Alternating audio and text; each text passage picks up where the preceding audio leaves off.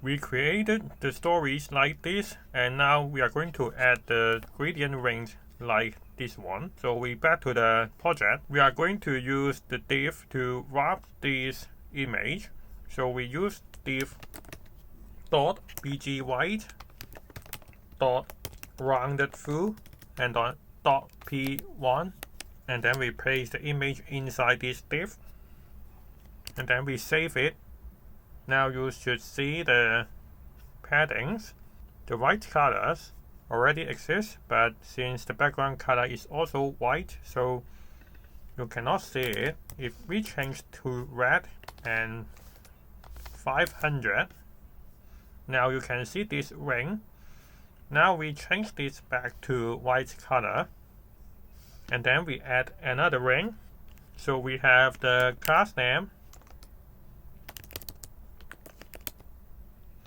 is equal to bg gradient,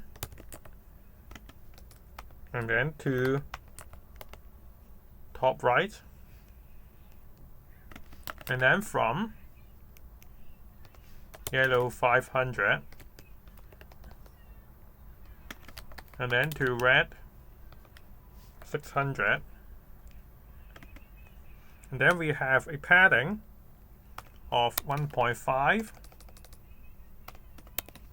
pixel, and then we add round through, and then we save it. Now we can see this ring already exists,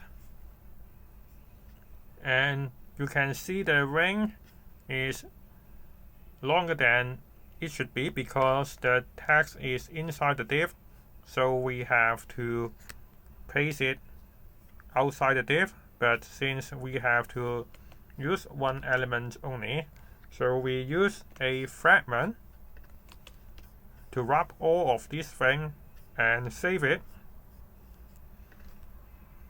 We use the div to wrap all of these things, and now you can see the rings already exist, and this is the gradient range that we want to add to our stories.